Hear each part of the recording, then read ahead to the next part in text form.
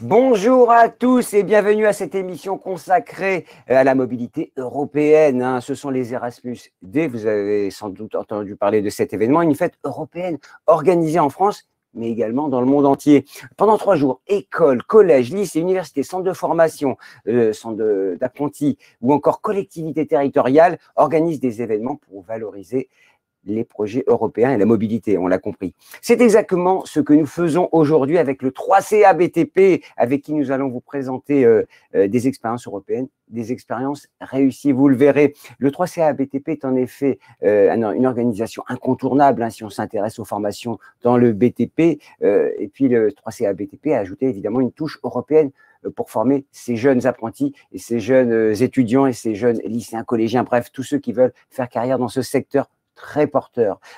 Autour de moi, 2 invités de marque de prestige. J'ai l'honneur, la joie et le plaisir de les avoir à ma droite et à ma gauche. Marek Lavinski, responsable du PIC. Alors, vous ne savez sans doute pas ce que c'est le PIC. Si vous ne savez pas, c'est le pôle internationalisation des compétences. Bonjour Marek. Bonjour.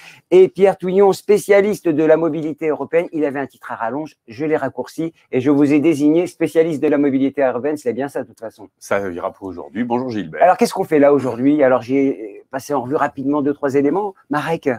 Alors, en fait, avant tout, la mobilité européenne, tous les projets européens qu'effectivement le 3C a fait, mais pas tout seul, avec son réseau. Je dirais même que c'est le réseau qui le fait et nous, on les accompagne. Donc, en fait, avant tout ça, et en fait, des choses le plus normales possible. Mais avec bonheur et joie, et pour les jeunes en tout cas. Pierre, qu'est-ce qu'on fait là?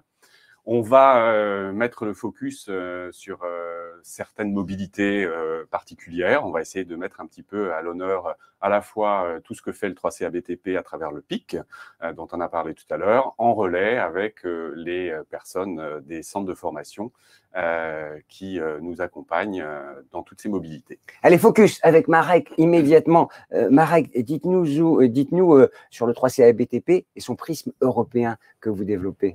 Oui, donc que nous développons en 3C avec le réseau, c'est on essaie de développer des parcours de formation avec la composante européenne et on fait en sorte pour qu'elle soit, comme je disais tout à l'heure, la plus normale possible. C'est-à-dire, on veut que ça soit intégré pleinement dans des parcours de formation, que ça soit pas considéré comme quelque chose de totalement déconnecté de ces formations des parcours de formation que nous organisons.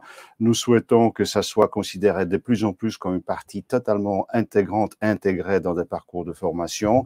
Et on veut fêter aussi ces expériences réussies de 2500 apprentis qui ont déjà bénéficié de la mobilité européenne dans un autre pays européen depuis 2014. Le 3CA BTP, on rappelle en quelques mots son rôle central dans la formation des jeunes dans le secteur. Essentiel, essentiel, c'est-à-dire central non, parce qu'on veut justement que les autres aient au moins autant de poids que nous, nos partenaires, nos organismes de formation, des personnes sur le terrain qui œuvrent pour que les jeunes partent. Nous, on les accompagne, on leur facilite la vie, mais c'est quand même eux qui font l'essentiel du travail. Et nous, on est là pour les accompagner, pour leur montrer un peu le chemin, pour leur trouver des contacts, des bons contacts à l'étranger, faire en sorte pour que effectivement l'envie initiale qu'ils ont soit soutenue et développée. Pierre, on précise quand même, le BTP, ça n'a jamais, ne connaît pas la crise, si je peux dire,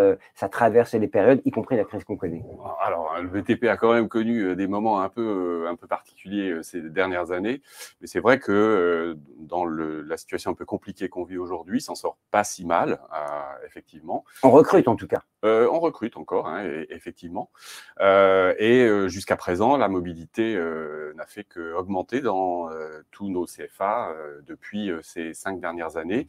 Et Marek l'évoquait tout à l'heure, sous l'impulsion du 3CA BTP, c'est aussi tout ce réseau de référents mobilité européenne avec lequel on travaille, qui a permis d'envoyer tous ces jeunes, notamment, et puis les personnels des CFA aussi, qui peuvent partir en mobilité. On va en parler tout à l'heure, je crois. Dans un monde qui s'internationalise, qui s'ouvre à toutes les frontières, je crois que la dimension internationale est devenue, pas un prérequis, parce que tout le monde ne pourra pas partir, mais en tout cas, une dimension, si on peut le faire, c'est mieux quand on est jeune et quand on est étudiant. Oui, bien sûr, ça élargit les horizons, ça contribue au renforcement de compétences techniques, mais aussi tout le comportement qui se développe, une autonomie plus grande des jeunes, une affirmation de soi, hein, on voit ça, et aussi quand même c'est remarqué par les entreprises. Hein.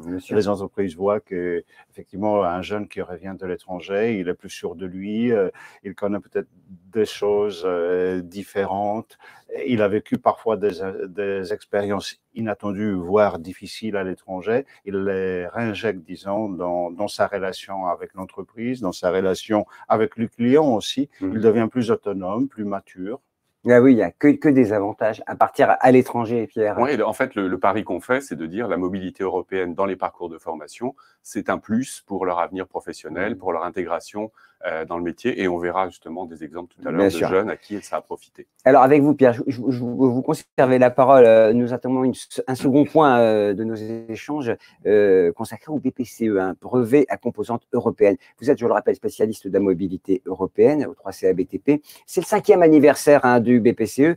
Et est-ce que vous pouvez nous présenter justement ce BPCE? Alors, ce BPCE qui a 5 ans, donc cette année, même s'il a démarré il y a un petit peu plus longtemps, le brevet professionnel à composante européenne, ça va dans la droite ligne de ce que je vous disais tout à l'heure, c'est-à-dire qu'il était nécessaire de revaloriser ce diplôme à travers une expérience différente des autres diplômes, et donc de mettre une composante européenne. Ça veut dire quoi?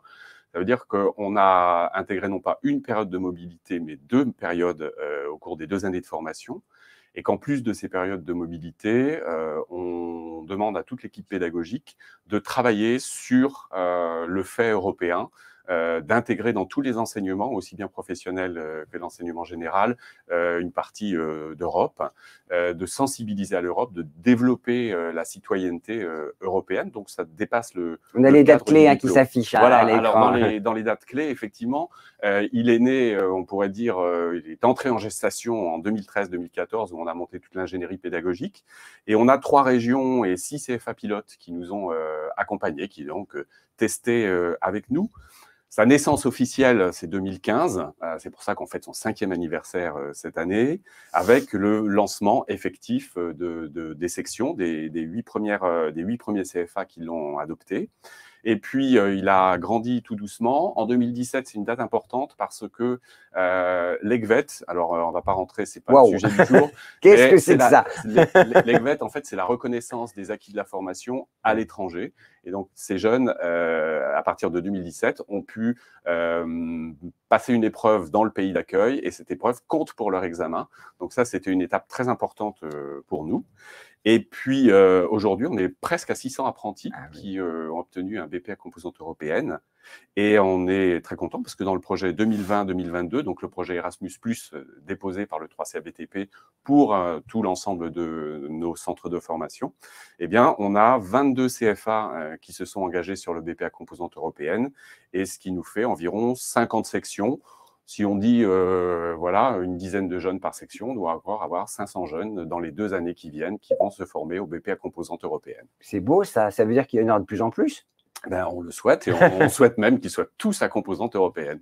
BPCE, hein, et pas uniquement le BP d'ailleurs. Hein, ouais. C'est le pari qu'on fait avec Pierre, avec l'ensemble du réseau, c'est effectivement de faire en sorte pour que la composante européenne devienne aussi intégrée, par exemple dans le bac pro, hein, pourquoi pas aussi dans le BTS, ou peut-être à terme même dans le CAP, mais bon, ne rêvons pas trop tout de suite. En tout cas, on est sur une dynamique de croissance, et surtout, on ne veut pas que la composante européenne soit uniquement réservée au BP. Alors, vous savez que nous sommes en direct, ça veut dire que vous pouvez interpeller mes amis qui sont en plateau avec moi. Est-ce que le BPCE est ouvert à tous les métiers, Pierre? C'est la question qu'on m'a envoyée. Alors, le BPCE est potentiellement ouvert à tous les métiers. Aujourd'hui, je ne vais pas les citer, mais je crois qu'on a 9 métiers sur lesquels il est développé. Et en tout cas, oui, on peut l'ouvrir absolument à tous les métiers. Et c'est bien entendu ce que l'on souhaite. Oui, de toute façon, c'est le sens de l'histoire. Il n'y a pas de raison que ce soit limité. Hein. Je pense que pratiquement chaque année, on a de nouveaux métiers qui s'y ajoutent. Hein. Oui, de toute façon, la méthode fonctionne. Il n'y a pas de raison que ça n'intéresse pas les autres confréries, hein, toutes les confréries. Je vous propose tout de suite de regarder quelques images, une succession d'interviews de maîtres d'apprentissage et d'apprentis. Ils partagent leur expérience. Allez, des images tout de suite.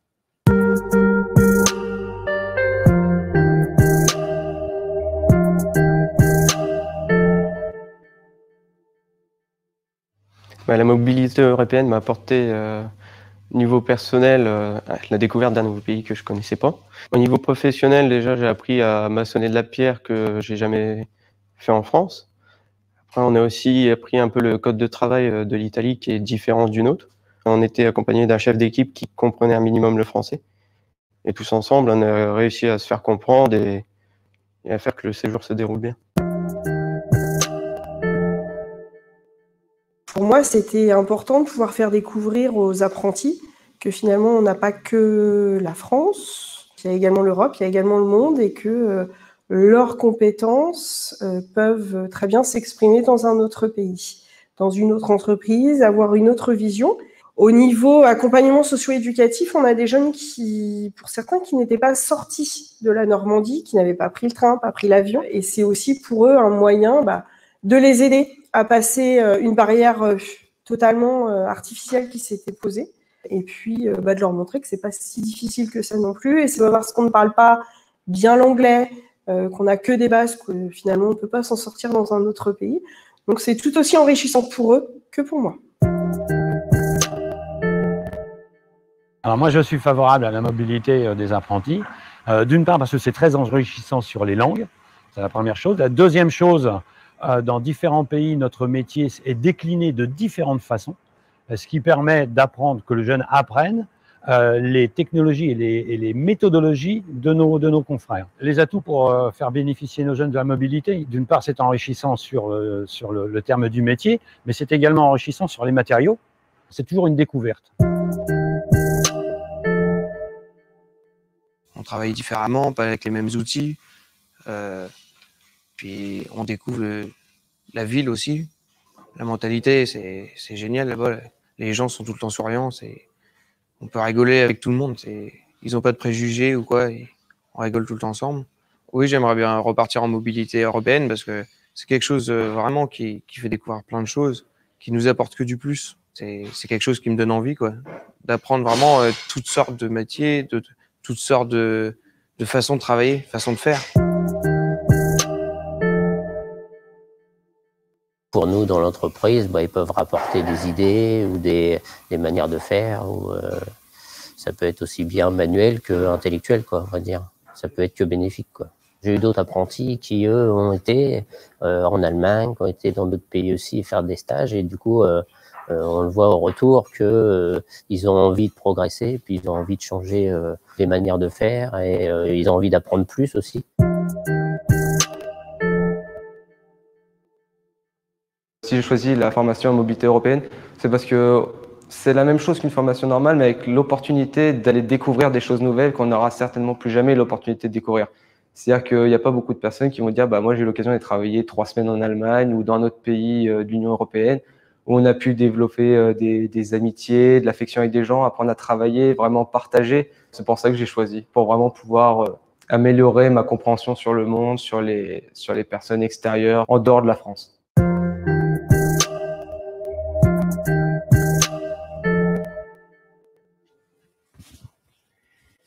C'est émouvant, hein?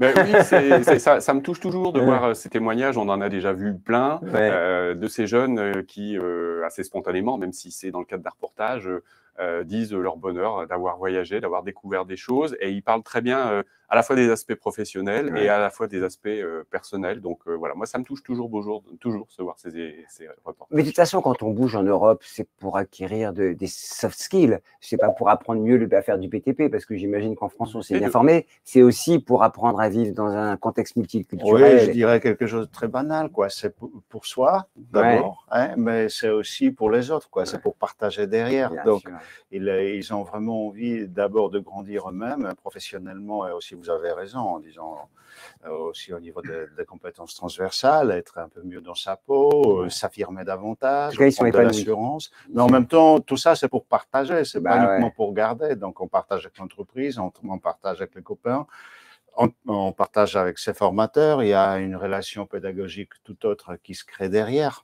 Quels sont les pays européens partenaire de cette mobilité? Question, parce que vous savez que dans l'oreillette, on envoie les questions qui sont posées en direct. Hein. On nous écoute. Alors, tous les pays, hein, pratiquement potentiellement tous les pays, tous les pays européens le sont. tous les pays qui entrent dans le programme Erasmus, hein, Ouais. malheureusement, on n'a pas, par exemple. Maintenant, on ne sait pas ce que nos amis britanniques vont devenir. Ils ne font pas partie du nouvel Erasmus qui va se mettre en place à partir de l'année 2021. On le regrette profondément, bien évidemment. Ça peut encore bouger. Et on l'espère. On peut toujours être optimiste et s'attendre à quelque chose d'inattendu. Hein. En tout cas, moi, je peux vous dire, nous avons en direct live 2 invités, non pas surprise, parce qu'ils étaient programmés.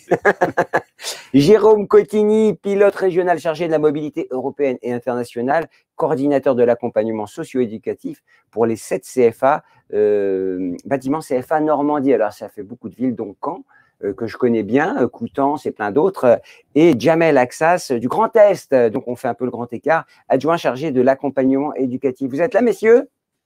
Bonjour. C'est Jérôme, c'est ça que j'entends en premier. Jérôme, je vous vois, ça y est.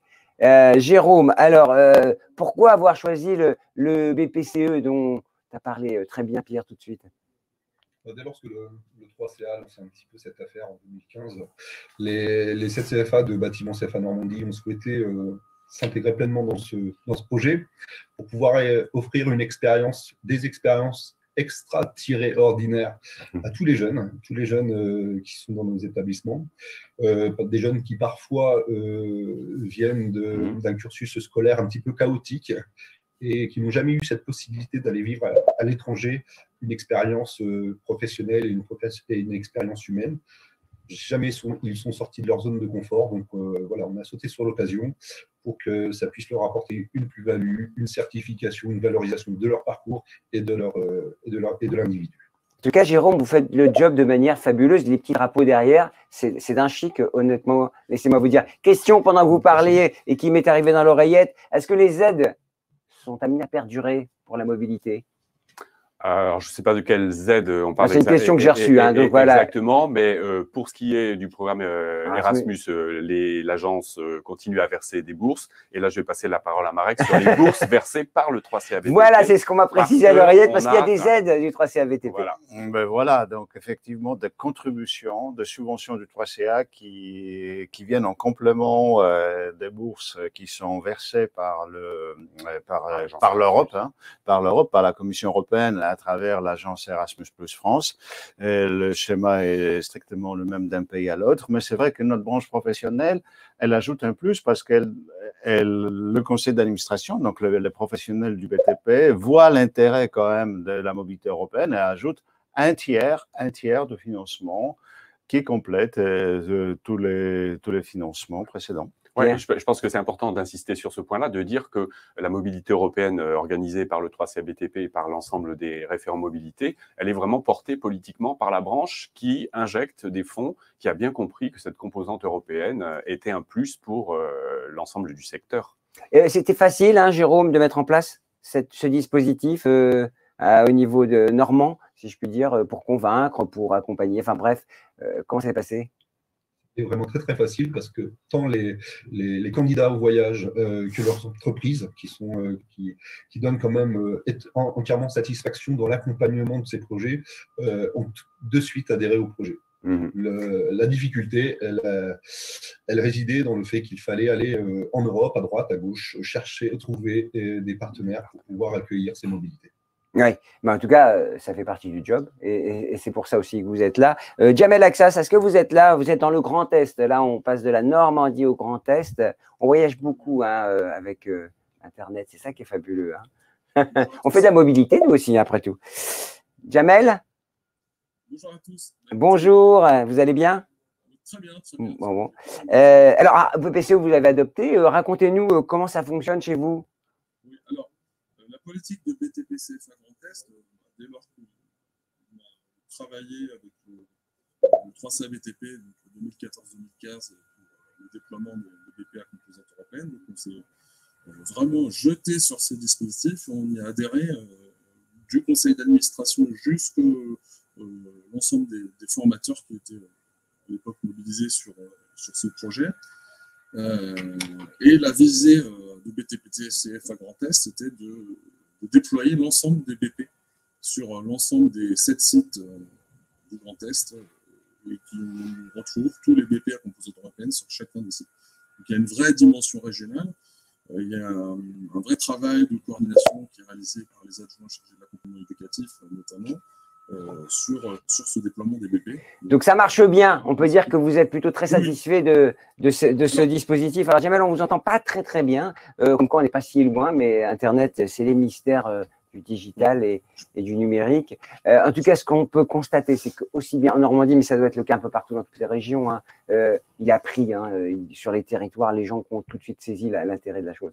Exactement, hein, les témoignages de Jérôme et de Jamel le confirment bien. L'initiation est toujours hasardeuse, mais très vite, effectivement, ça a pris. Et on a même des retours d'entreprises qui disent choisir tel ou tel CFA parce qu'il y a un BP à composante européenne qui se différencie des autres. Donc, de ce côté-là, je pense que oui, on a tout gagné. Pierre, une question. Ils sont actifs, hein, nos internautes. Hein. J'ai encore une question pour vous deux d'ailleurs. Quid des mobilités virtuelles, hein, on parlera du développement du BPCE à l'avenir, mais ces mobilités virtuelles qui apparaissent. Ah oui, alors là, vous touchez donc à un sujet très sensible. Hein. Ah, pardon, je suis désolé. Hein, moi, non, mais c'est très bien. Il faut effectivement qu'on parle de ça aussi, c'est-à-dire la mobilité virtuelle, la réponse est non. Hein, c'est-à-dire on peut, parce que comment faire partir un jeune virtuellement? Il n'a pas besoin de nous, en fait. Aujourd'hui, il est suffisamment intelligent. Il est déjà parti depuis longtemps. Voilà, pour se brancher sur Internet ou sur son smartphone et il voyage. Donc, en revanche, on peut avoir, par exemple, des composantes virtuelles dans la préparation de la mobilité. Hein. Sinon, on a besoin de ce contact, d'aller vers l'autre, chez l'autre, le toucher presque, vivre un peu la même vie que lui, vivre la même réalité dans manger la même chose que lui, manger la même chose, avoir mal à l'estomac s'il le faut, mais ça fait partie de l'expérience. Hein. Donc, on ne peut pas tout faire d'une façon virtuelle. Donc, plaçons le virtuel à sa juste place. Bien sûr. On remercie Jérôme et Jamel. Merci beaucoup. Hein. C'était passionnant d'échanger avec vous. Et on voit évidemment que l'Europe séduit les jeunes. Il n'y a que les Anglais qui ont dit qu'ils n'en voulaient pas. On ne comprend toujours pas pourquoi. Mais c'est comme ça. Pierre, les perspectives du BPCE, ça va évoluer, j'imagine. Alors, Marek l'a évoqué tout à l'heure, hein, on a pour objectif, dès l'année prochaine, d'intégrer cette composante européenne dans d'autres diplômes, notamment le bac pro, baccalauréat professionnel, et très certainement le CAP, parce que l'idée, c'est de se dire le plus tôt nous faisons partir des jeunes en mobilité, le plus ils auront sans doute envie de continuer. Donc, puisque beaucoup de jeunes, en fait, dans la continuité du CAP, font un BP, on se dit, voilà, s'ils peuvent bénéficier de 3, 4, 5 mobilités européennes au cours de leur cursus de formation, ça serait super. Et je suis convaincu que ça peut permettre à renforcer l'attractivité de ces diplômes, évidemment, dire qu'il y a la formation technique, mais également la possibilité de s'ouvrir. Oui, ce qui est très important aussi, hein, c'est qu'on s'aperçoit que dans des CFA où il y a pour l'instant BP à composante européenne et à terme peut-être Bac Pro à composante européenne ou CAP composante européenne, on va trouver des sigles qui se prononcent facilement, mais ça entraîne vers le haut aussi toutes les sections qui n'ont pas encore cette composante-là, parce que potentiellement ça existe. Donc l'image de marque, disons, de CFA gagne, hein, parce qu'on dit voilà, on est plus dynamique, on est plus ouvert vers l'extérieur. Même les entreprises, je vais vous raconter une anecdote que j'expérimentais moi-même. Une fois, j'étais dans une entreprise, j'interviewais donc un chef d'entreprise. Son apprenti était à l'étranger, le téléphone sonne. Et donc, il y a un client qui souhaite avoir sur son chantier cet apprenti-là. Et l'entreprise répond, non, mais je ne peux pas vous l'envoyer parce qu'en ce moment, il est sur un chantier à l'étranger. C'est chic, hein? Oui, c'est smart. Hein? C'est la réalité. Mais c'est important, voilà, c'est comme ça, on est comme ça. Moi, je trouve que c'est hyper bien, quoi. Ça valorise tout le monde. Allez, on parle aussi des mobilités des personnels, Pierre, Marek, parce que c'est important. Formateurs, accompagnants, alors je parle des profs, des adjoints socio-éducatifs, des animateurs. Quel est le rôle et le vécu de ces accompagnants? Et surtout, de rappeler que ces accompagnants sont au cœur des dispositifs pédagogiques, mais également au cœur de cette mobilité. Oui, tout à fait, ça c'est important. C'est une mobilité qui est peu connue en général, parce qu'on parle beaucoup de la mobilité des apprentis, mais les personnels d'encadrement et d'enseignement des centres de formation peuvent bénéficier de cette mobilité. également les maîtres d'apprentissage. Les bourses sont ouvertes aussi par l'agence Erasmus.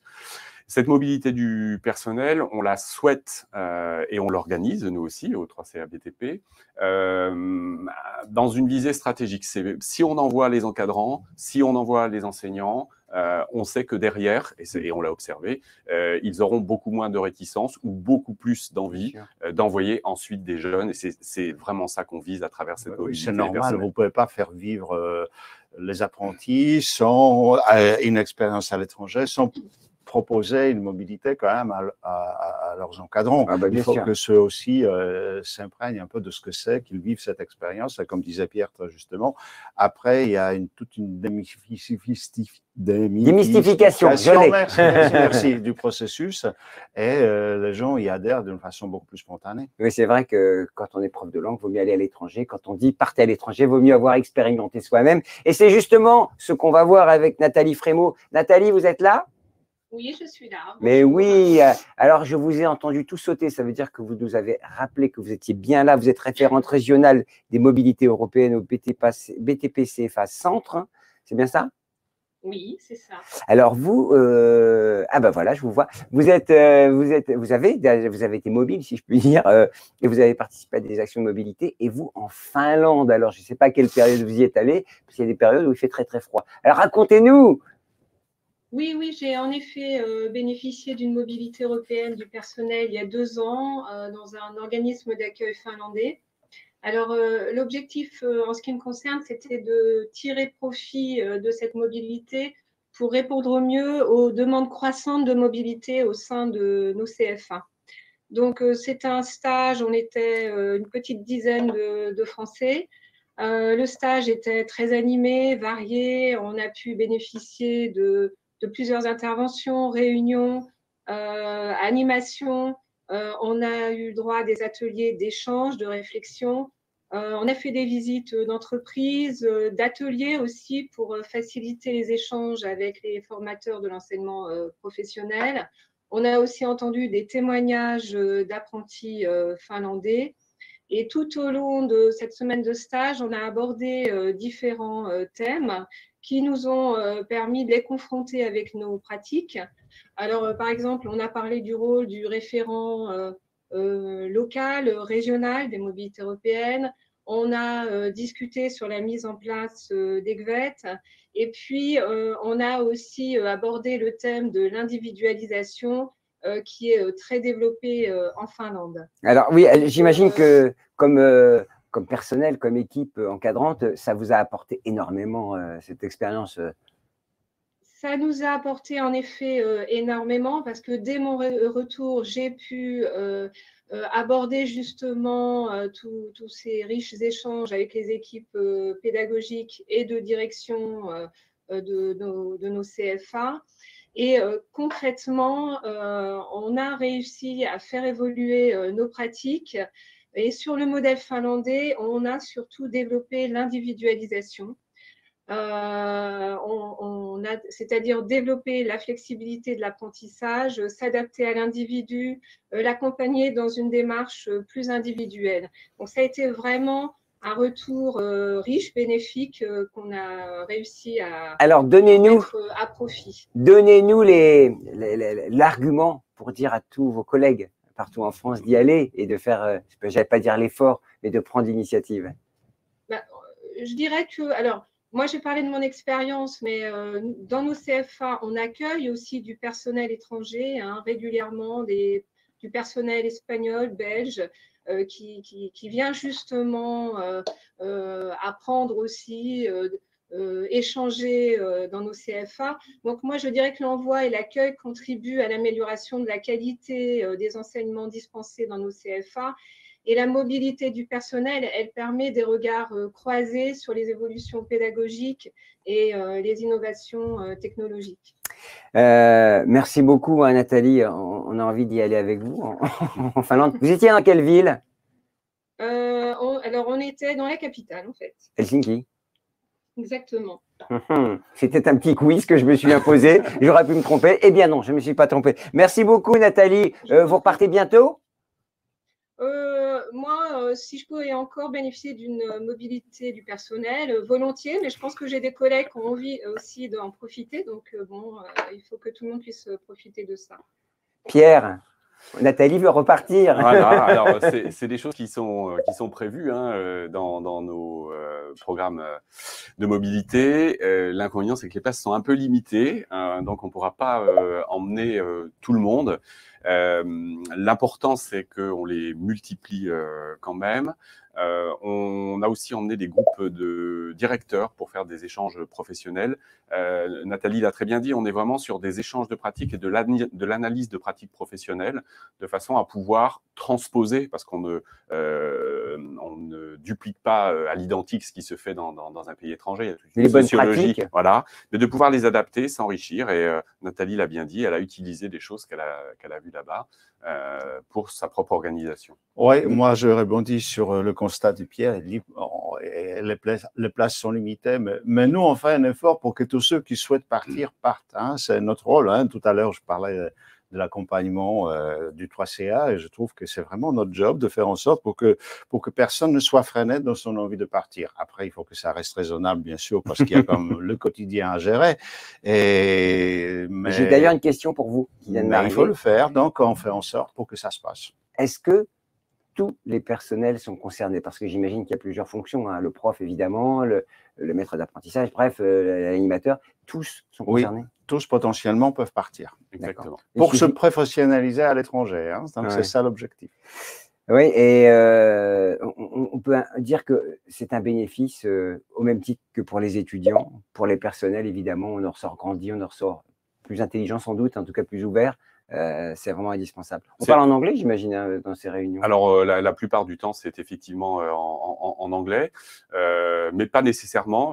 Nathalie, je parle d'elle parce qu'on vient de la voir à l'écran, a fait pas mal de séjours aussi en Allemagne et en Autriche, et c'était tout en allemand, parce qu'elle parle aussi allemand. Donc, on a des gens polyglottes. Mais pour revenir à cette mobilité du personnel en général, je crois que ce qui est important, c'est qu'elle donne de la cohérence aussi à la politique de mobilité. Il n'y a pas seulement les jeunes qui partent, c'est toute l'équipe d'un CFA qui est mobilisée.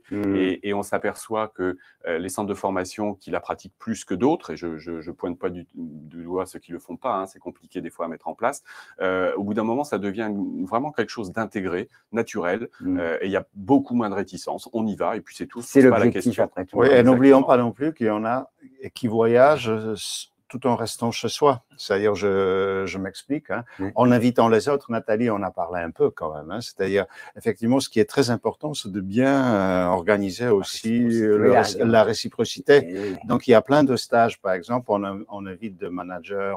Récemment, on a vécu une expérience très réussie en Normandie. J'ai rentré certainement, on sait quelque chose. On a invité des managers espagnols, hein, et un groupe de 15 personnes qui ont travaillé tout le temps pendant une semaine entière avec leurs homologues français en Normandie. Et donc, les Normands ont grandi avec ces Espagnols-là. Maintenant, ils ont envie de poursuivre. Ils ont ouvert d'autres champs de collaboration. Alors, vous l'avez compris, on aborde tous les aspects de la mobilité européenne, les étudiants, les apprentis, les mobilités longues. Parce qu'on peut partir pour des short tracks, hein, des petits séjours, mais on peut partir pour longtemps. Hein. Et Pierre et Marek, je crois que c'est important comme sujet, la longue. Oui, c'est très important. Donc, définissons déjà de quoi on parle. Quand on parle d'une mobilité longue, c'est toujours dans le cadre du contrat d'apprentissage ou post-apprentissage, les deux possibilités sont ouvertes, au-delà de 3 mois. Pourquoi c'est important? Parce qu'on a la possibilité, disons, d'aller plus à fond, disons, dans la réalisation de projets très personnels, hein, de ceux qui souhaitent partir. Hein. Donc, on quitte cette logique qui nous caractérise, à savoir logique de groupe, où on envoie vraiment des groupes, par exemple, pour 2 ou 3 semaines, tandis que là, on travaille sur un véritable projet professionnel qui intègre un séjour d'au moins 3 mois à l'extérieur. 3 mois minimum? 3 mois minimum. La difficulté, c'est justement comment intégrer ça dans des parcours de formation. Aujourd'hui, c'est quelque chose qui reste un peu marginal, trop à notre goût, et on va essayer de développer ça. Il y a encore des obstacles à lever en termes de prise en compte du salaire du jeune, des choses comme ça. Donc aujourd'hui, les jeunes qui sont partis en mobilité longue, on en a quelques dizaines hein, dans l'ensemble des centres de formation, ils sont partis en post-apprentissage. C'est-à-dire qu'ils Bien ont sûr. fait leur examen et dans la foulée, ils sont partis 3 mois, 6 mois avec à chaque fois, je crois, des belles réussites. Bien sûr. Et je crois qu'on a un témoignage. Mais de toute façon, ça existe dans l'enseignement supérieur et ça marche très très bien. Oui. Il n'y a aucune raison que ça ne marche pas. D'ailleurs, j'ai envie d'ajouter qu'effectivement, le 3CA BTP lancera très rapidement donc un appel à projet très spécifique, financé par la branche, qui incitera des associations ou des organismes gestionnaires à réfléchir comment mettre en place pratiquement la mobilité langue. Et ce sera un projet accompagné par nous, y compris financièrement. Donc vraiment, c'est quelque chose qui nous tient à cœur. Voilà, c'est une annonce. Alors, témoignage, vous l'avez dit, Pierre, on va tout de suite écouter un jeune du CFA d'Orléans.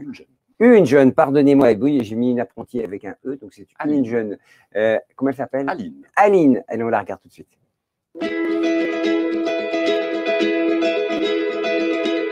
L'idée de ce séjour m'est venue parce que j'étais en brevet professionnel peinture au CFA d'Orléans. Et tout simplement, mes professeurs m'en ont parlé en me disant qu'effectivement, il y avait des places de disponibles pour faire l'expérience Erasmus, donc partir à l'étranger pendant 6 mois. Et je me suis dit, pourquoi pas. Ce qui me séduisait au départ, c'était de découvrir un pays que je connaissais absolument pas, de pouvoir avoir une expérience professionnelle à l'étranger. Et les deux réunis faisaient qu'au final, je me suis dit, c'est tout bénéfique en fait. Ça va être un plus dans ma carrière, ça va être un plus dans ma vie personnelle et professionnelle après. Donc j'ai dit, c'est l'opportunité à saisir. Alors avant de partir, en fait, j'avais pas d'image bien spécifique d'Erasmus parce qu'effectivement, j'en avais entendu parler, mais j'en avais entendu parler sur les systèmes d'Erasmus en études supérieures. Donc, les élèves qui partent 1 an à l'étranger parce qu'ils sont à la fac, qu'ils sont à l'université et qui veulent étudier 1 année à l'étranger. Moi, c'était réellement ça dans ma tête et je ne savais même pas que ça existait en fait pour les apprentis. Je me suis dit, mais c'est extraordinaire de pouvoir faire vivre ça à des apprentis alors qu'à la base, c'est ouvert qu'aux études supérieures et que maintenant, c'est ouvert à tous. On peut tous le faire. Alors, si je devais persuader quelqu'un qui devait partir et qui serait un petit peu réticent, je lui dirais fonce. Fonce parce que c'est une expérience professionnelle et personnelle extraordinaire. Même si ça fait peur au départ, il faut se lancer. C'est avec des opportunités qu'on arrive à avancer dans la vie et moi, ça m'a beaucoup aidé et ça m'aide encore beaucoup maintenant à l'heure d'aujourd'hui. Et je lui dirais fonce parce que c'est la plus belle expérience que tu feras dans ta vie. Voilà, on a écouté Aline, c'est passionnant ce qu'elle raconte, franchement, ça donne envie de bouger. D'ailleurs, quand on regarde ces témoignages, on se dit toujours « waouh, mais j'ai envie d'y aller ». Et je suis convaincu d'ailleurs qu'à mesure que cette ouverture va se développer, de plus en plus de jeunes seront intéressés. On le rappelle, ça donne quand même envie d'aller dans ces formations de terrain, des formations pratiques et concrètes. Et on voit que c'est le cas partout en Europe. Bref, on retrouve Nathalie. Est-ce que vous êtes là, Nathalie ? Oui, je suis là. On ne vous avait pas perdu, je ne vous avais pas dit au revoir tout à l'heure parce que je savais que je vous retrouvais. Et on va parler mobilité longue avec vous. Qu'est-ce qui est compliqué ou qu'est-ce qui est facile pour les jeunes qui sont partis sur une durée longue? Déjà, pour partir, il faut quand même… il y a plusieurs conditions nécessaires pour participer à ce projet. C'est la motivation, c'est le sérieux évidemment, c'est surtout être libre de tout engagement professionnel, il ne faut pas qu'il y ait de CDD ou de CDI. Le jeune va bénéficier de bourses, des bourses Erasmus+, de l'aide du 3CA. Alors, ce qui va être difficile finalement, c'est le rôle du référent. Parce que le rôle du référent, il est primordial dans les CFA, un référent local ou régional. C'est lui qui va soutenir, qui va assister le jeune dans son projet. C'est lui qui va l'aider à faire la recherche de l'entreprise d'accueil. Il va gérer la partie administrative, logistique, la recherche du logement par exemple. C'est aussi le référent qui va faire la visite préparatoire pour valider le contenu de parcours de formation en entreprise. Alors évidemment, tout ça, c'est un travail qu'il fait en parallèle avec le jeune, parce que c'est le jeune justement qui va lui dire où il a envie de travailler, par exemple, ce qu'il a envie de faire. Donc, le référent, il a vraiment un grand rôle dans la mobilité longue. C'est lui aussi qui va accompagner le jeune lors de son placement dans l'entreprise. Il va rappeler la mission, les règles. C'est lui aussi qui est en contact régulier avec le jeune sur place, avec le maître d'apprentissage de l'entreprise d'accueil. Et au retour, c'est toujours le référent qui va réaliser le bilan financier, le bilan pédagogique. Donc, il y a forcément, il y a une relation très proche entre le jeune qui part et le référent. Alors, Donc, les jeunes que vous avez vus partir et vus revenir, racontez-nous qu'est-ce que vous avez senti de changer chez eux? Forcément, il y a beaucoup de changements. C'est une mobilité qui va développer un esprit forcément curieux, ouvert, tolérant.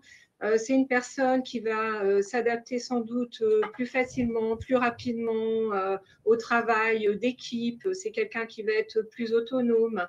C'est vraiment un plus, cette mobilité européenne. Et puis, nous, ce qu'on constate au retour des jeunes concernant le marché du travail, on suit forcément le retour de ces jeunes au niveau du marché de l'emploi et on se rend compte qu'ils ne peinent absolument pas à retrouver du travail, un emploi qualifié, souvent un poste à responsabilité, chef d'équipe. Et puis, il y en a certains qui envisagent même de monter leur entreprise. Ils gagnent en assurance, ça c'est certain. Et puis, cette mobilité longue, au-delà de l'aspect professionnel, c'est aussi découvrir une autre culture, un autre patrimoine. C'est aussi parler une langue étrangère. Et curieusement, on a l'impression que les apprentis, ce n'est pas forcément ce qui les intéresse. Mais nous, on a un jeune qui est parti cette année aux Pays-Bas et sa principale motivation, c'était de revenir être un couvreur qui parle anglais. Donc, l'objectif est atteint puisque aux Pays-Bas, tout le monde parle anglais et qu'il a pu rencontrer d'autres étudiants Erasmus anglais qui lui ont donné des cours. Donc, c'est un jeune qui est revenu complètement ravi. À peine revenu, il a été recruté par l'entreprise dans laquelle il avait fait son apprentissage parce que l'entreprise ne l'avait pas lâché pendant les 6 mois où il était parti. Et forcément, c'est un jeune qui apporte un plus dans son entreprise. Nathalie, j'ai l'impression que si je vous laisse le micro, vous pouvez parler des heures de ces jeunes qui reviennent. C'est vrai parce que c'est vraiment quelque chose qui me tient à cœur. C'est un poste que j'occupe depuis de nombreuses années. Et je vois l'évolution au retour des jeunes. Ils le disent, on le constate, donc c'est du bonheur. Il y a la carte du monde derrière, ça veut dire que le monde vous appartient, hein, pour paraphraser un film. Pierre, vous voulez dire quelque chose? Oui, juste rajouter une chose, Nathalie, je pense que tu seras d'accord avec moi, enfin je l'espère. Hein. Il y a aussi quelque chose quand ils reviennent, c'est un sentiment de fierté. De se dire je l'ai fait, j'ai fait quelque chose qui est réservé aux supérieurs, Aline le disait dans sa vidéo, et ben moi aussi je peux le faire, je l'ai fait. Ce sentiment de fierté, tu le constates aussi, Nathalie? Je corrobore. Je vais vous laisser Pierre. Propos, non, c'est bon. Et Nathalie, pardon. On a perdu Nathalie? Ah non, je suis Allez, là. pardon, c'est moi qui vous ai coupé. Je faisais une blagounette inutile. Je corrobore tout à fait les propos de Pierre. Évidemment, ce sont des jeunes qui n'ont pas forcément l'habitude de voyager. Certains n'ont jamais quitté leur région, leur département. Donc, forcément, une mobilité, c'est toute une aventure. Donc, quand on réussit à la mener aussi bien, forcément, on a une fierté, évidemment. Merci beaucoup Nathalie et beaucoup de beaux voyages et beaucoup de belles destinations pour nos jeunes et pour les jeunes que vous avez accompagnés. À très bientôt. Marek, une question pour vous qui m'est arrivée dans l'oreillette, donc je ne peux pas dire qu'elle est de moi, mais elle est importante hein, puisque c'est un internaute qui la pose. En tout cas, c'est un professionnel. Comment un CFA qui commence à mettre en place cette mobilité européenne peut-il être accompagné par vous, le 3CA BTP? Alors effectivement, on a donc toute une panoplie d'accompagnement. Hein. Avant tout, effectivement, on travaille avec les CFA, mais aussi on compte travailler beaucoup plus avec les entreprises sur la phase préparation. parce que, disons, ce succès ne vient pas tout seul, hein. Il y a tout un travail de préparation donc en amont.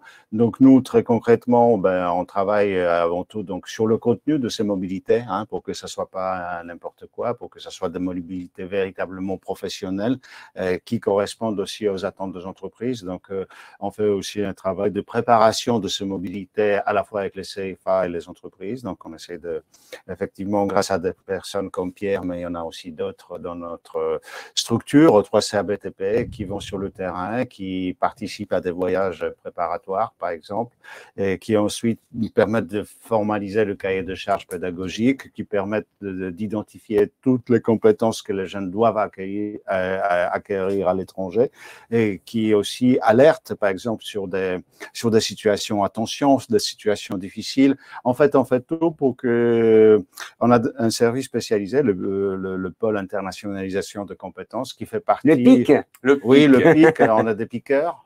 Mais pas marteau, hein, en tout cas on l'espère, et pour effectivement faire en sorte pour que ça soit, disons, bien intégré aussi dans toutes les relations que nos établissements avec l'agence Erasmus Plus France, hein, qui finance des mobilités, pas uniquement finance, mais qui aussi donne des documents de cadrage, des situations de cadrage que nous on essaie de traduire en termes opérationnel, pratico-pratique, comme dirait Pierre, par exemple, dans notre réseau, pour que ça soit le plus proche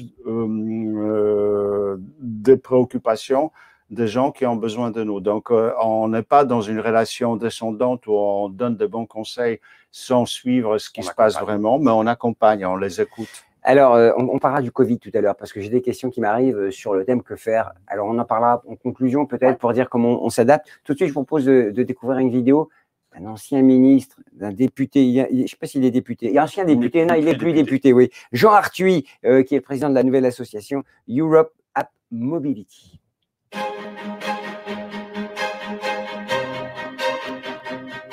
Bonjour à tous. Nous avons créé EuroApp Mobility parce que nous voulons que les apprentis, les stagiaires de la formation professionnelle puissent eux aussi bénéficier de la mobilité longue, c'est-à-dire au moins 3 mois et idéalement 6 mois. Erasmus est un formidable programme. On a fêté son 30e anniversaire. Des millions de jeunes sont partis à la rencontre d'autres pratiques. Mais il s'est agi surtout d'étudiants, il s'est agi d'élèves des grandes écoles. Et les apprentis, quand ils partent 2 semaines, 3 semaines. On a pu voir que les freins étaient multiples, les obstacles aussi, ils sont juridiques, ils sont académiques, ils sont financiers, ils sont linguistiques. Et puis aujourd'hui, ils sont même sanitaires, du fait de la pandémie, du coronavirus. Ça ne doit pas nous arrêter. Donc, nous avons voulu créer un instrument pour lever les freins et les obstacles, et c'est l'objet d'EuroApp Mobility, parce qu'un jeune qui est parti pendant 6 mois est absolument transformé. Dans son curriculum vitae, c'est un atout extraordinaire pour accéder à un emploi. Ce que je souhaite, c'est que des lycéens, des collégiens, des apprentis, des stagiaires de la formation professionnelle aient envie de partir plusieurs mois. Je m'engage à ce qu'on les y aide et je suis heureux de l'exprimer à l'occasion des Erasmus Days.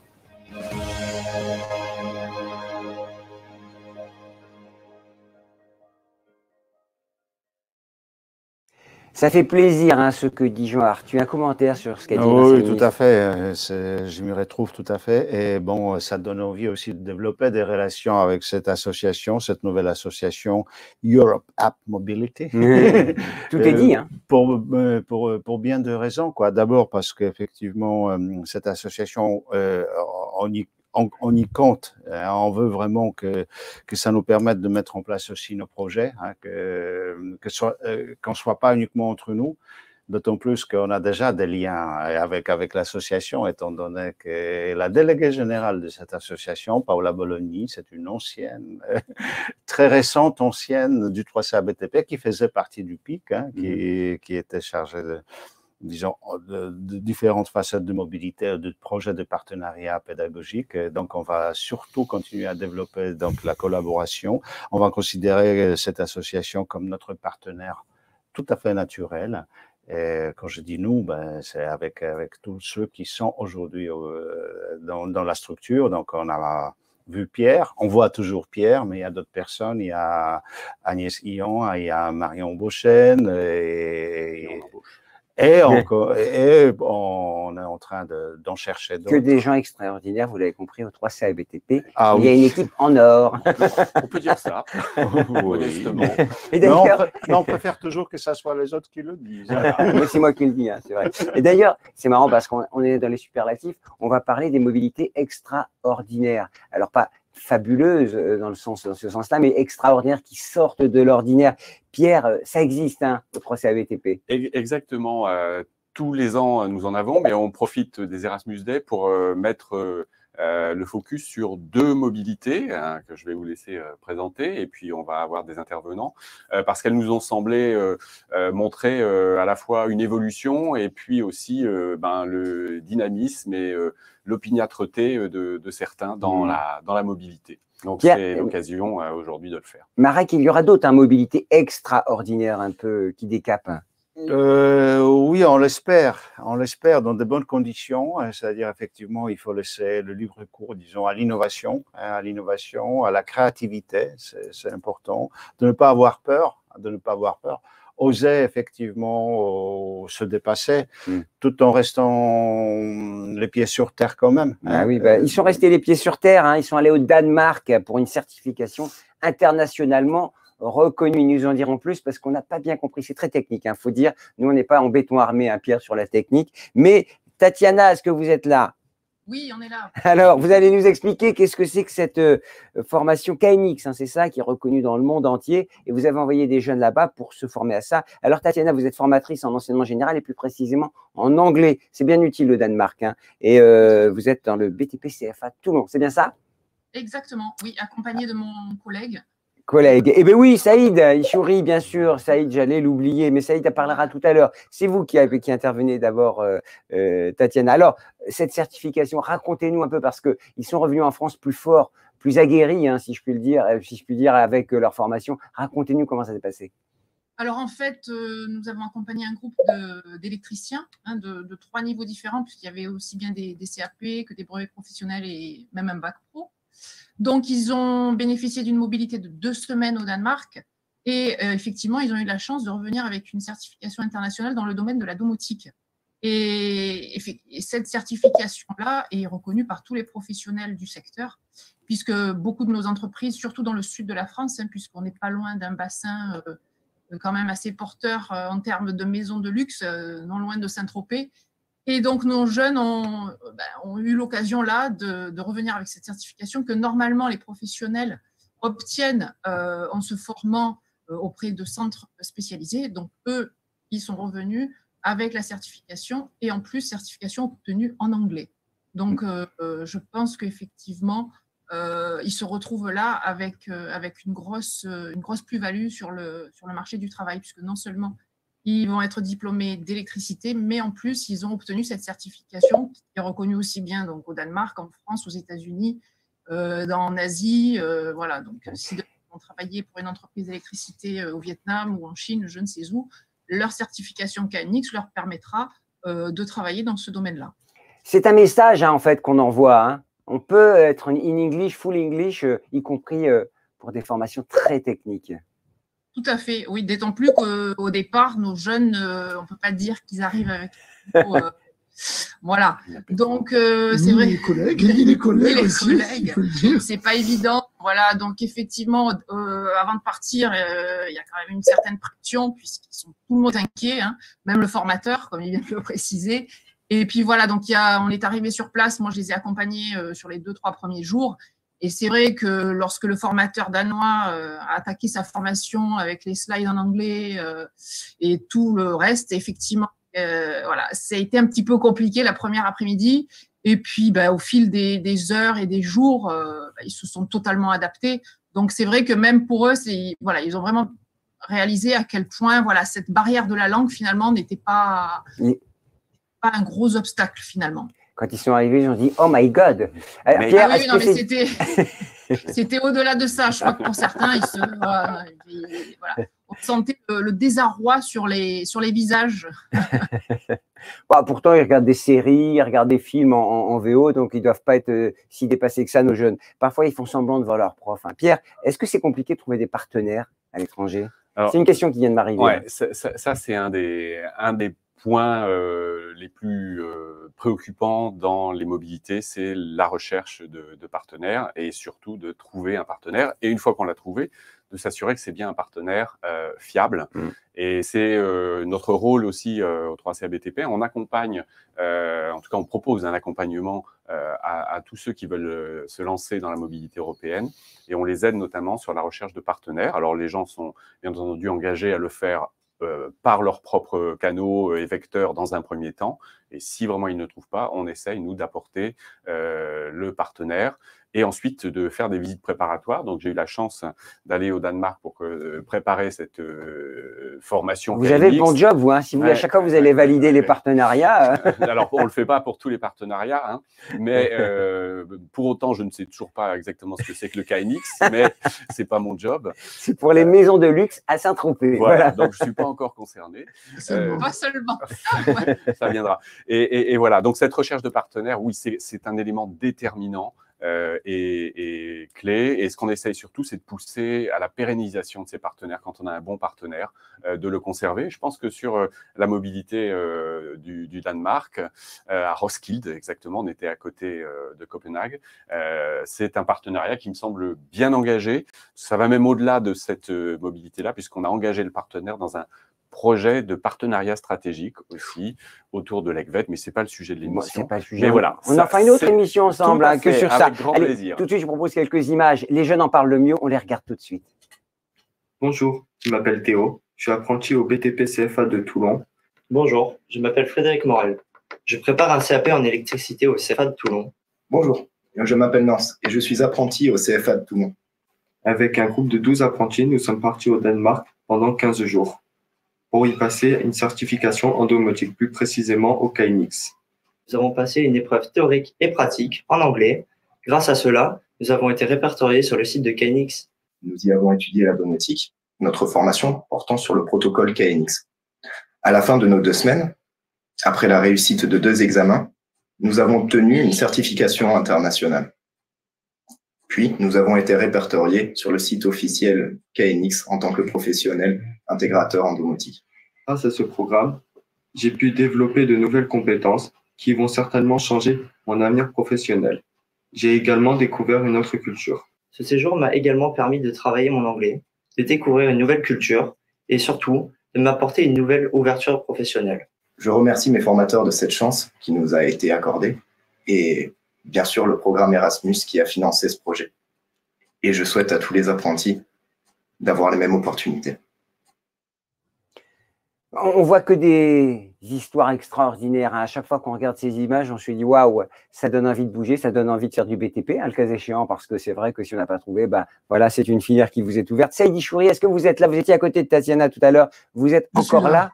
On a compris que l'anglais, c'est pas votre truc, puisque vous avez commandé. Cela dit, comment, quand les jeunes sont revenus, ils ont exploité ce savoir et comment cette certification a été prise en compte?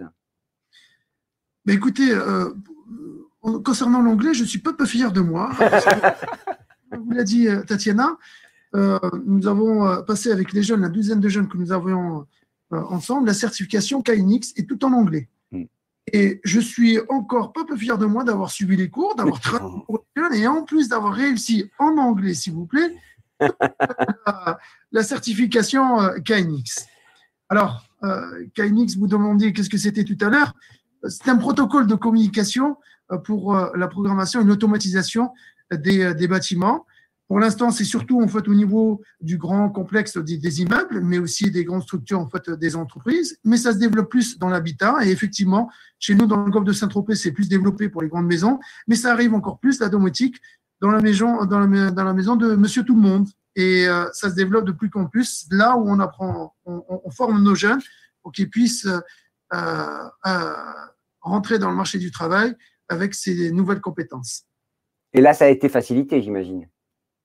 Tout à fait. Alors, au-delà de la fabuleuse aventure humaine, dont il ne faut pas avoir peur d'y aller, parce que pour moi, ça a été la première fois, mais la référente mobilité chez nous, Tatiana Sarr, a fait plusieurs mobilités, et nous, à Toulon, on a eu la chance d'avoir les collègues qui sont partis avec les jeunes en Suède, au Portugal, au Mali, en Allemagne, en Norvège, et pour moi, la première fois,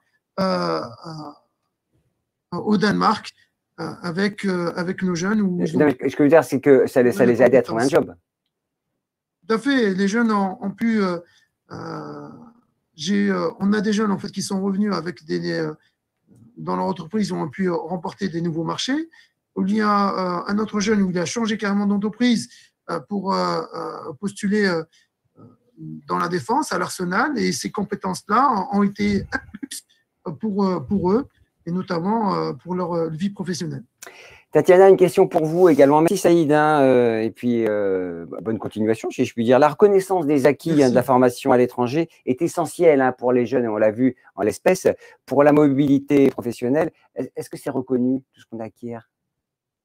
Alors oui, justement, souvent, lorsque les jeunes partent en mobilité, même les jeunes font l'amalgame et disent « Bon, on va partir en voyage, super madame, on va partir en voyage, vous nous organisez un voyage ». Donc, c'est vrai que moi, j'insiste beaucoup sur cette partie-là, puisqu'après, c'est le message qu'ils vont véhiculer auprès des entreprises et des chefs d'entreprise. Il ne s'agit pas d'un voyage, il s'agit véritablement d'une expérience professionnelle, puisqu'ils vont intégrer soit une entreprise, soit ici acquérir une certification professionnelle. Donc, voilà, j'insiste sur cette partie-là, parce que souvent, on associe ça un petit peu au voyage, à la distraction, sans forcément insister sur le côté compétences professionnelles nouvelles qu'on va acquérir. Donc, et là c'est vrai que c'est facilité, étant donné que quand ils reviennent, ils rapportent certification que les entreprises reconnaissent et dont elles ont besoin aujourd'hui pour faire face aux nouvelles demandes en matière surtout de performance énergétique, par exemple, là, concernant le KNX. Tatiana rappelle qu'on n'est pas là que pour s'amuser, d'accord? Ça, c'est un message qui est envoyé. Tatiana, Saïd, je vous remercie beaucoup. Ça donne envie de partir avec vous, je ne vais pas vous mentir, parce qu'en plus… Alors, on est beaucoup dans les pays scandinaves, j'ai remarqué. On aime le froid, sans doute. Oui, sans doute, là, c'est un peu le hasard, mais je crois qu'on va partir en Italie. Ah là, vous m'avez devancé parce qu'on va… Alors, on dit au revoir à Tatiana et Saïd. Tout de suite, un deuxième… D'accord, Alexandra n'est pas encore avec nous. On peut peut-être raconter un peu l'aventure italienne d'Alexandra Thévenin au CFA de l'Aube. Voilà, alors ça, c'est la deuxième mobilité. Et en fait, il y a deux mobilités même sur ce CFA que nous avons souhaité mettre en valeur, tout simplement parce qu'on est en plein dans l'actualité.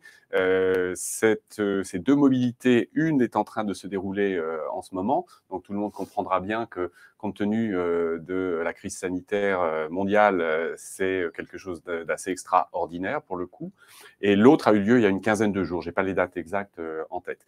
Et il nous a semblé intéressant à un moment où l'ensemble des mobilités est à l'arrêt. Depuis mars, aucune mobilité n'a eu lieu. Eh bien, on s'était dit il est important de mettre en lumière ces deux mobilités. Alors, ce qu'il faut dire, c'est que ces mobilités ont été décidées en juillet, dans un autre contexte que celui que nous connaissons aujourd'hui. Et en les mettant en valeur aujourd'hui, on ne dit pas « allez-y, coûte que coûte ». Là, on a bien compris que pour les 3 mois qui viennent, il fallait mettre les choses en… C'est d'ailleurs une question que j'ai eue.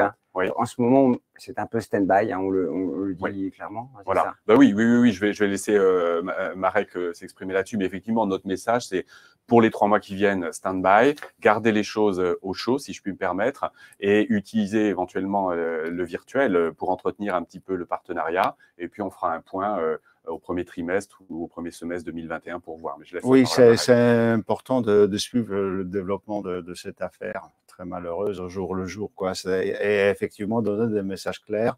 Et au 3CA, on a décidé effectivement de donner des consignes tous les 3 mois pour poursuivre la situation, tout en sachant qu'on n'est pas totalement pessimiste. Il ne faut surtout pas dire voilà, il n'y a rien à faire, il faut faire d'une façon raisonnable et analyser les choses au cas par cas. Tout à l'heure, on a parlé par exemple de la mobilité longue. Ce sont des projets individuels et qui demandent quand même pas mal de temps de préparation. Ces préparations peuvent démarrer dès maintenant. Et donc, ça nous permet d'avoir aussi des contacts avec les partenaires dans le pays où cette mobilité longue est envisagée. Sinon, un exemple très concret, très récent, ça date de cette semaine, du début de cette semaine. J'étais en relation avec des amis italiens de Taranto dans les Pouilles qui ont prévu initialement d'envoyer un groupe d'une douzaine de techniciens en France. Bien évidemment, ça ne peut pas se faire, mais ils ne veulent pas stopper le projet. Ils veulent éventuellement envoyer 2 formateurs qui filmeraient, par exemple, des situations de travail en France et qui seraient ensuite analysés en Italie avec ces apprenants qui veulent partir en France, mais ils peuvent pas tout de suite, mais au moins, donc, ils auront quand même ce contact avec les situations d'apprentissage en France, donc ils pourront quand même déjà travailler sur des cas concrets. Et maintenant, si effectivement la situation se détériore encore, ces 2 formateurs, malheureusement, ne pourront pas partir, mais au moins, ils nous enverront un cahier de charge et c'est nous qui filmerons, par exemple, des situations sur chantier. Donc, il y a des moyens. Il y a des moyens. Il y a des moyens et il faut surtout ne pas se priver, disons, d'inventer, d'être créatif et surtout ne pas tomber dans le misérabilisme. Et nous, en 3C, on est là pour ça aussi, d'ailleurs. Mais de toute façon, il faut sortir parce que, évidemment, on va sortir de cette crise dans 3 mois, dans 6 mois et il faudra évidemment être prêt, être résilient, comme on dit. C'est un mot à la mode aujourd'hui. Faire autrement sans pour autant dire on arrête tout. Alors, attendez, on parle de l'Italie et on parle d'une personne. On parle d'Alexandra. Elle est là. Elle est là, Alexandra Thévenin, on l'avait perdue. Elle est revenue adjointe de direction à CFA de l'Aube. Alors, racontez-nous cette mobilité extraordinaire en Italie dans des conditions très particulières. Je ne sais pas si elle est extraordinaire, elle est en tout cas bienveillante et organisée de façon collective. D'abord parce que c'est une démarche du BTP CFA Grand Est. On n'a rien fait juste dans notre coin en disant on tente. On a réfléchi ensemble. Ça a été une décision qui a été prise par notre secrétaire général Jean-Michel Christ en disant au mois de juin, allez-y, travaillez de toute façon. On avance, on prépare. Ensuite, on verra ce qu'il en est. La situation sanitaire n'est pas bonne, ben, on reporte comme on l'a déjà fait auparavant. La situation sanitaire s'avère possible, on organise et puis on prend, on fait attention, on est bienveillant, on est attentif, on communique, surtout on communique. Voilà. Donc c'est vraiment toute une équipe. Moi, je suis arrivée il y a très peu de temps et ça fait 10 ans que les mobilités existent. C'est cette continuité parce qu'on a aussi une organisation qui fait qu'on était en confiance. L'Italie, c'est un report de séjour. Ce sont des séjours que l'on fait fréquemment pour les BPCE métalliers et pour d'autres aussi. Et c'est dans un contexte où notre formatrice PSE est italienne et est originaire de Lucca. Donc forcément, ça crée du lien, ça met en confiance. Elle a auparavant contacté l'Italie, était même en Italie cet été, a pu reprendre du lien avec les entreprises, leur dire est-ce que vous acceptez d'avoir nos apprentis chez vous? On va tout mettre en œuvre. Elle a fait ce lien. Ensuite, on a pu, nous, ici, se dire on va aussi organiser, donc surtout communiquer auprès des entreprises, de nos apprentis, savoir s'ils étaient d'accord, communiquer auprès des familles et des parents pour nos jeunes mineurs, quoi qu'il en soit, mineurs ou majeurs, et puis ensuite organiser de façon matérielle et sanitaire leur départ. Donc ça marche bien hein, et ça a été long et ça se prépare. C'est ce qu'on constate, hein, Pierre, c'est qu'on ne part pas comme ça du jour au lendemain. Voilà, et je crois que Alexandra l'a bien dit, et ça reprend ce que disait Marc, chaque cas est particulier. En l'occurrence, ici, il y avait des éléments favorables qui ont créé ce sentiment de confiance et qui a permis, si j'ai bien compris, Alexandra, hein, d'organiser à distance tout de même cette mobilité parce que c'était un partenaire connu, parce qu'il y avait une expérience avec eux et qu'on connaissait déjà les lieux. Donc effectivement, sur une mobilité nouvelle, aujourd'hui, c'est pas le moment de le faire.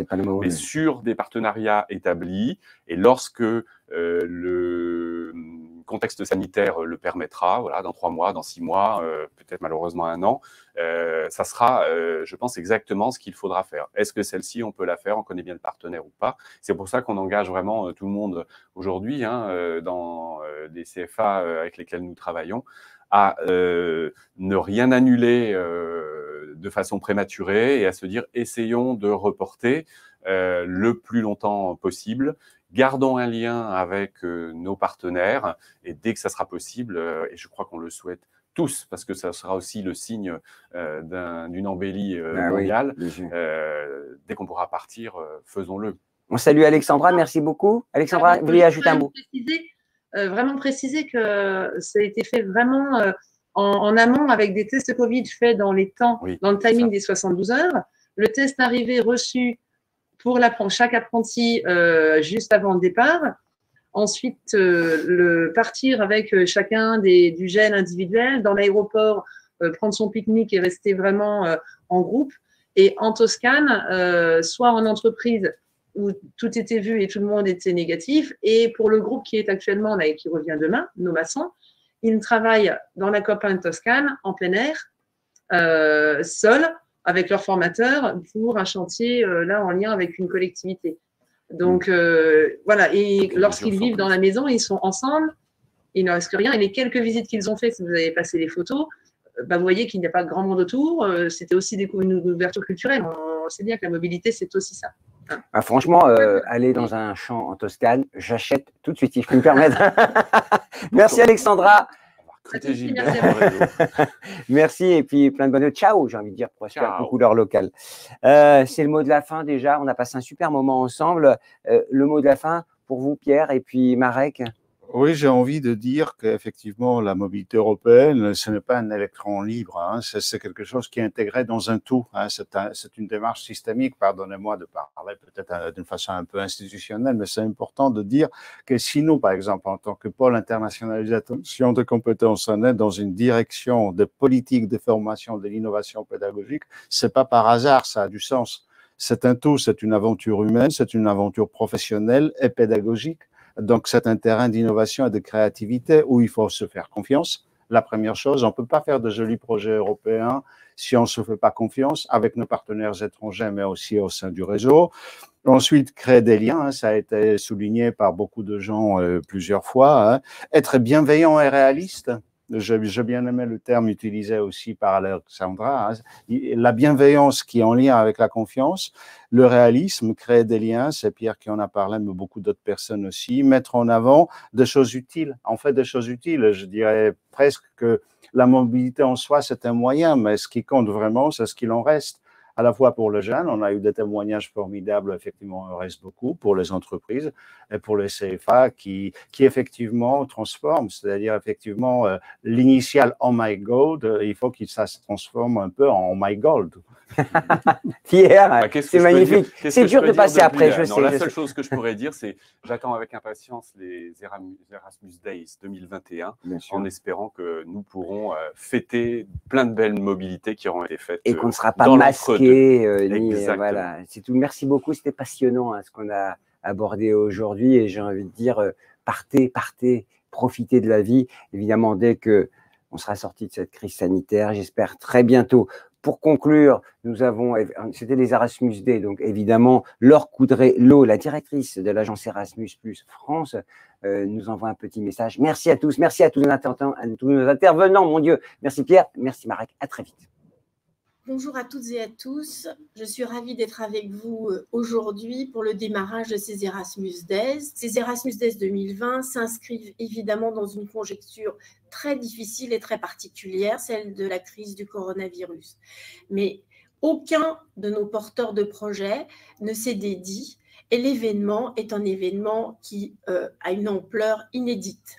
Plus de 2300 événements à travers toute l'Europe et au-delà, puisque pour la première fois, nous passons le cap des 60 pays participants aux Erasmus Days. Bien évidemment, chacun s'est saisi de ces Erasmus Days à sa façon. Cette année, elle est d'abord numérique, avec beaucoup de livrables en numérique que nous pourrons réexploiter, bien évidemment. Dans les faits remarquables, je pense qu'il y a aussi des actions qui portent sur le nouvel Europass.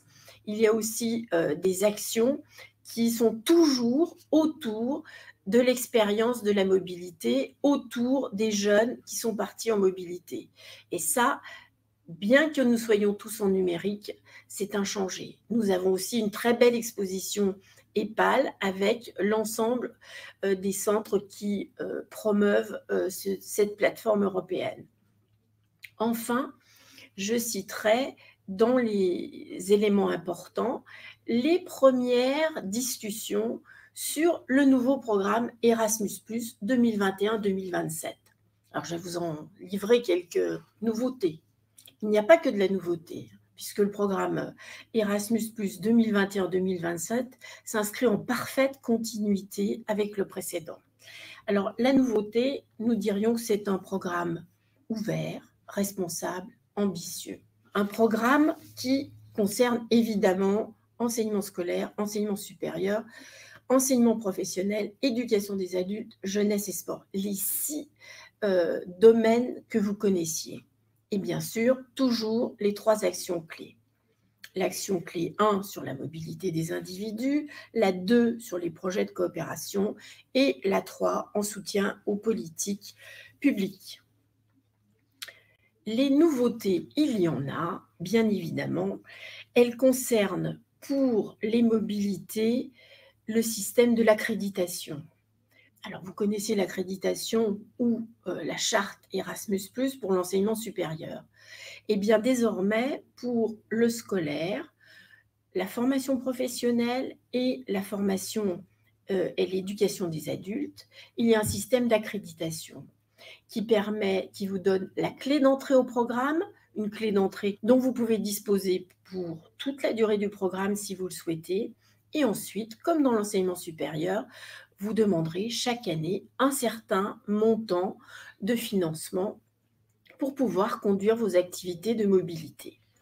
Ça, c'est très important, c'est une nouveauté qui devrait marquer ce nouveau programme et qui permet très clairement d'inscrire les établissements, quels qu'ils soient, dans une dynamique d'internationalisation.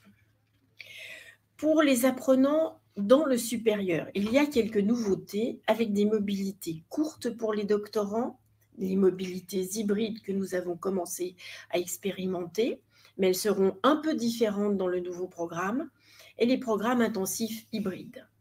Pour l'enseignement supérieur, la nouveauté sera aussi cette carte étudiante européenne et cette initiative globale qui va permettre de simplifier la vie des étudiants et qui va permettre aussi de simplifier la vie des gestionnaires de la mobilité. Et ça, je crois que c'est important. Nouveauté pour cette mobilité enseignement scolaire et formation professionnelle, il faut la noter, elle est importante. Pour la première fois, les stages pourront se dérouler en Europe et à l'international dans le cadre de la formation professionnelle. Et il pourra y avoir, dans le scolaire, des rencontres entre groupes d'élèves et une mobilité qui sera intégrée à la scolarité dans un établissement de l'UE. Enfin, dans l'action client, il y aura des projets qu'on appelle Short-Term Mobility.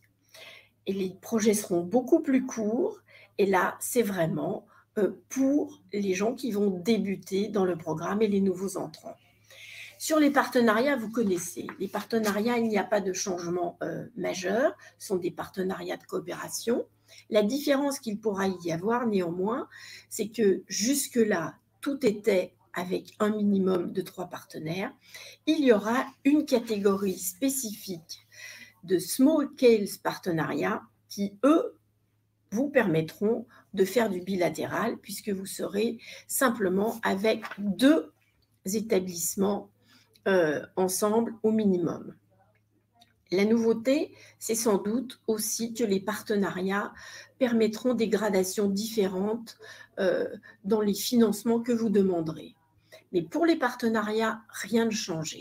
Donc vous voyez, c'est bien ce que je vous avais dit en introduction, on s'inscrit dans la continuité, il n'y a pas de révolution, mais par contre, il y a pas mal de nouveautés. Et l'agence Erasmus+ pourra être à votre disposition pour rentrer dans le détail de ces nouveautés, car nous disposerons sans doute du guide du programme. Dans l'attente, croisons tous les doigts pour que le budget qui sera finalement voté, globalement pour Erasmus+, ainsi que le règlement lui-même, tout ça soit finalisé avant la fin de l'année et nous laisse un peu de temps pour nous préparer à 2021. Bons Erasmus Days à toutes et à tous.